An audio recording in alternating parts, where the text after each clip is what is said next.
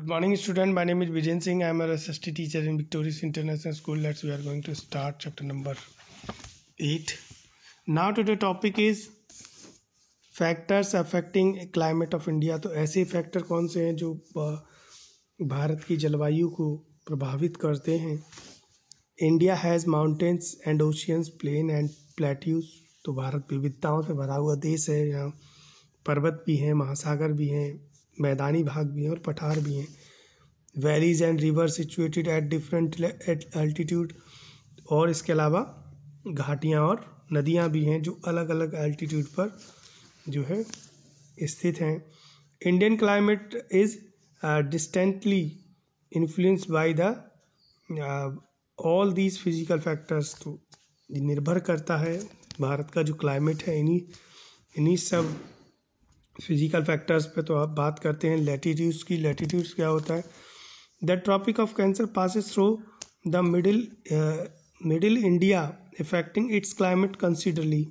Tropic of Cancer जो है भारत के बिल्कुल जो है मध्य भाग से होकर गुजरती है जो कि it's climate considerable.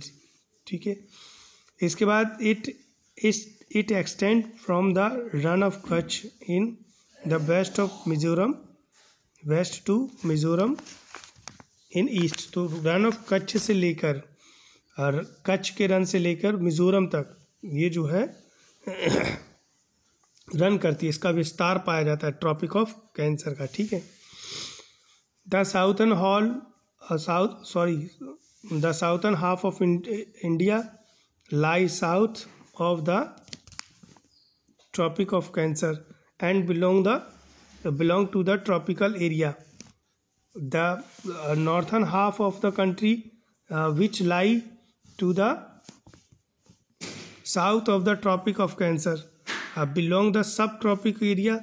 Therefore the country has both type of climate, tropical and subtropical. तो tropic of cancer की वजह से अब क्या कंट्री दो भागों में डिवाइड हो जाती है, एक नॉर्थ और एक साउथ. तो इस तरह से भारत में दोनों प्रकार का क्लाइमेट पाया जाता है, ट्रॉपिकल और सब ट्रॉपिकल. ठीक है.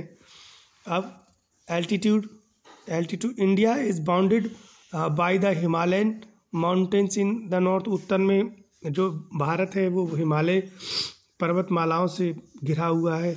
The average height of these mountains is about 6000 metre.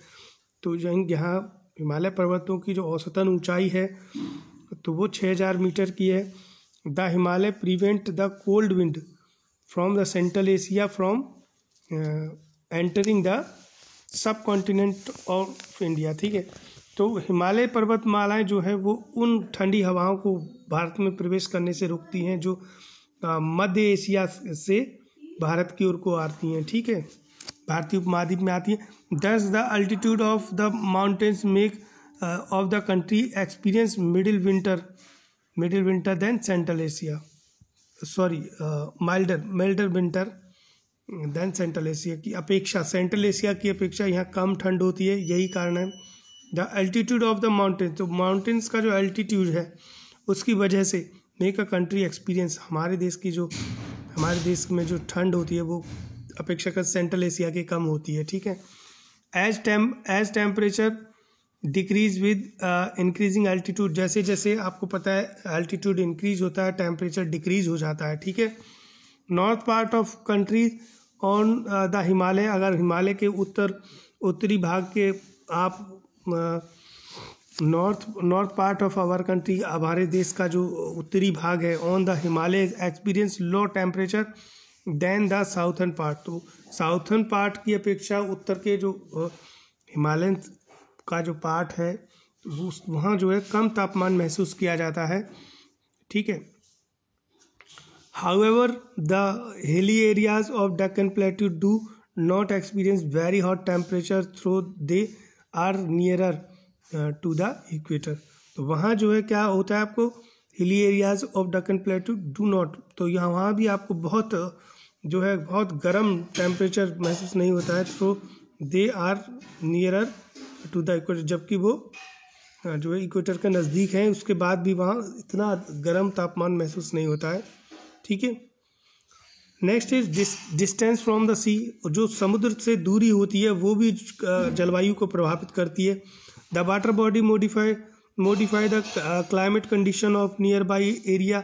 The places along the coast of India generally enjoy an equable climate throughout the years. तो पूरे वर्ष भर हम एक जो है इक्वेबल क्लाइमेट को एंजॉय करते हैं, ठीक है। समुद्र तल से दूरी भी जो है क्लाइमेट के जलवायु को प्रभावित करती है, ठीक है। The summer season is less hot, तो गर्मियों का जो मौसम होता है वो कम गर्म होता है इसकी अपेक्षा।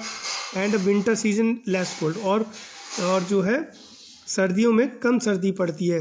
The place like Delhi which are located away from the water body, तो अगर दिल्ली की बात की जाए तो वो वाटर बॉडी से बहुत दूर पड़ता है। एक्सपीरियंस एक्सट्रीम क्लाइमेट, तो वहाँ जो है एक्सट्रीम क्लाइमेट पाया जाता है।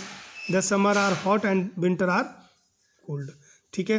तो समर कैसे होते हैं, एक्सट्रीम क्लाइमेट का मतलब ये होता है कि जैसे गर्मी है तो बहुत ज़्यादा गर्मी पाई जाती है और ठंड है तो बहुत ज़्यादा ठंड पाई जाती है, क्योंकि वो समुद्र तल से बहुत दूर है।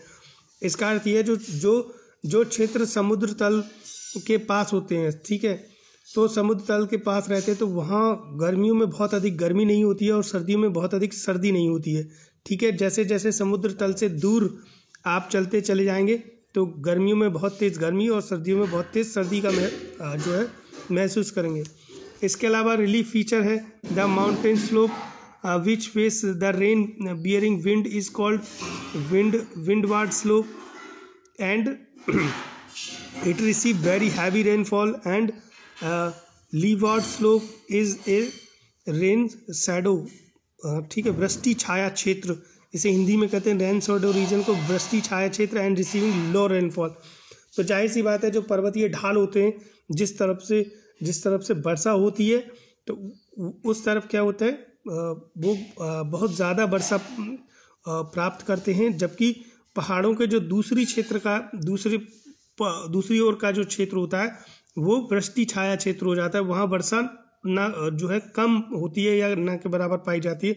कई बार क्या होता है बादल एक तरफ बारिश कर पाते हैं, दूसरी तरफ जो पहाड़ का जो दूसरा हिस्सा होता है उधर वर्षा होती ही नहीं है, तो वो वृष्टि छाया क्षेत्र कहलाता है। क्योंकि बादल जो है स्लोप के एंगल के हिसाब से वो जो है बादल आगे की ओर चले जाते हैं, जो वर्षा होती है वो आगे की ओर चली जाती है और वो क्षेत्र वृष्टि छाया क्षेत्र हो जाता है, ठीक है। तो या रेन शैडो रीजन कहलाता है, ठीक है। तो आज की वीडियो में बस इतना ही। नेक्स्ट वीडियो में हम आपको सीजन ऑफ इंडिया के बारे में बताएंगे। तब तक के लिए थैंक यू।